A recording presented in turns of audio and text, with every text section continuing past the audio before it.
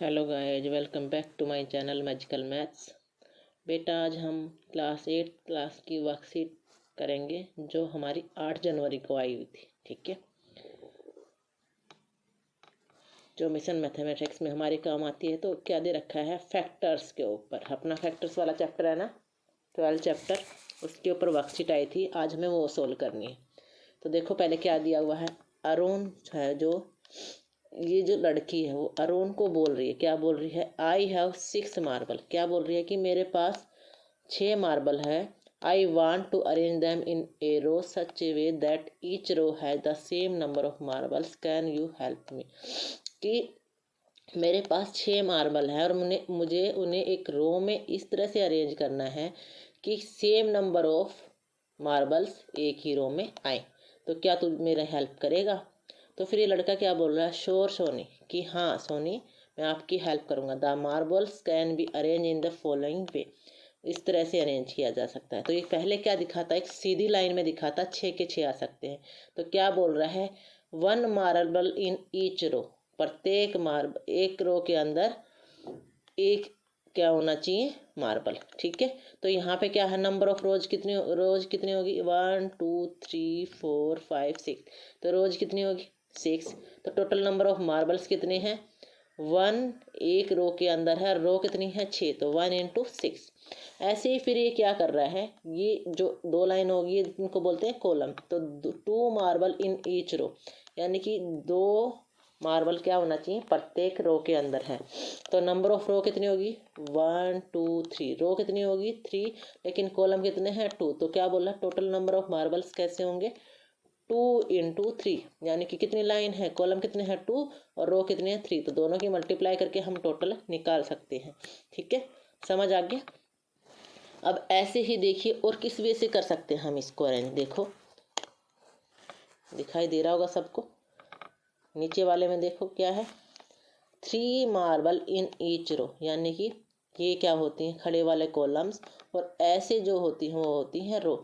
तो क्या है, 1 2 3, पहली रो के अंदर भी 3 हैं और दूसरी रो के अंदर भी 3 हैं। तो 3 मार्बल इन ईच रो, प्रत्येक रो के अंदर कितने मार्बल हैं, 3, और नंबर ऑफ रोज कितनी है, 3।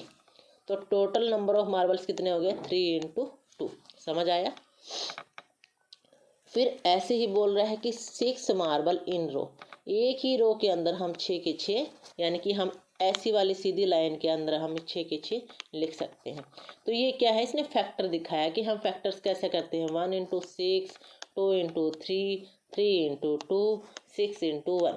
इनको हम चाहे कैसे भी फैक्टराइज करें, सबकी वैल्यू क्या आती है, सेम आती है। ठीक है, समझ आ गया। तो इसने देखो क्या बोला है, कि वो पूछ रहा है कि आपने क्या ऑब्जर्व किया।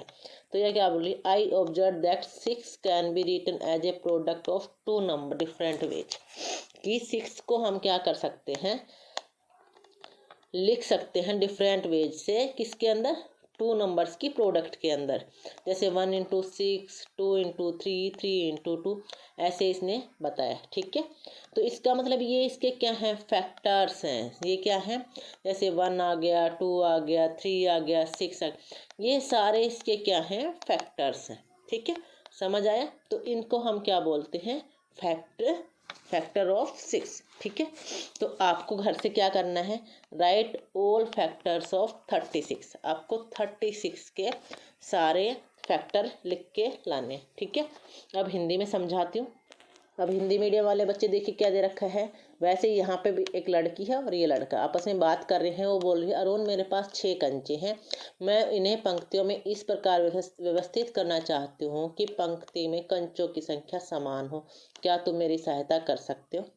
तो क्या बोल रहा है, क्यों नहीं, ठीक है मैं आपकी व्यवस्थित करने में सहायता करूँगा। तो इसने क्या दिया देखो, इसने बोला है कि आपके पास 6 कंचे हैं, तो एक सीधी लाइन में रख दी, जिसको हम क्या नाम लेते हैं, एक पंक्ति या फिर रो। क्योंकि प्रत्येक पंक्ति में क्या है, एक एक कंचा, जैसे एक रो ये एक, सब में क्या है, एक एक है, लेकिन पंक्तियाँ कितनी होंगी, 6, 1 2 3 4 5 6। ठीक है, ऐसे ही फिर कंचों की संख्या कितनी होगी, 1 × 6, यानी कि हमने क्या किया, प्रत्येक कंचा को प्रत्येक रो से मल्टीप्लाई कर दिया, तो कितना आ गया, 6। या फिर उसने क्या बोला, हम कैसे अरेंज कर सकते हैं, हम 2 रो लेंगे, ठीक है, यानी कि 2 पंक्ति लेंगे हम और क्या करेंगे, प्रत्येक पंक्ति में 2-2 कंचे रख देंगे। ठीक है, तो इसने क्या किया, 2 इधर 2 इधर 2 इधर। ठीक है, 2 खड़ी लाइन ली और 2-2 कंचे सब में रख दिए। तो क्या बोला, प्रत्येक पंक्ति में कितने हैं, 2 कंचे हैं और पंक्तियों की संख्या कितनी है, 1 2 3 3 है ना। तो कंचों की कुल संख्या कितनी होगी, 2 × 3। फिर बोल रहा है कि अगर हम क्या करें, 3 पंक्ति ले लें। कितनी पंक्ति, 3 कंचे ले लें और 2 पंक्ति ले लें। 1 2 3 3 कंचे हो गए और पंक्ति कितनी होगी, 1 और 2। ठीक है, तो प्रत्येक पंक्ति में कितने हैं, 3 कंचे और पंक्तियों की संख्या कितनी है, 2। तो कंचों की कुल संख्या कितनी होगी, 3 × 2 यानी कि 6।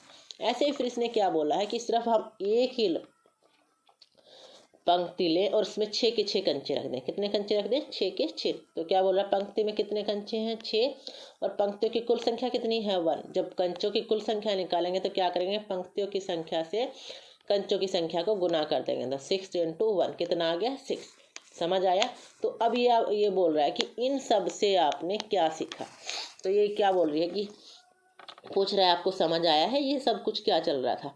तो ये क्या बोल रही है, हाँ मैंने क्या पाया कि 6 को हम विभिन्न प्रकार से 2 संख्याओं के गुणनफल के रूप में लिख सकते हैं। जैसे क्या है, 6 को हम क्या लिख सकते हैं, 1 × 6। फिर हम क्या लिख सकते हैं, 2 × 3। फिर क्या लिख सकते हैं, 3 × 2। फिर क्या लिख सकते हैं, 6 × 1। तो ऐसे क्या बोल रही है कि इससे हमें क्या पता चल रहा है, 2 और 3 संख्या 6 को पूरा भाग करते हैं। यानी कि 2 और 3 इसका क्या है, विभाजक हैं जो इसको भाग कर रहे हैं।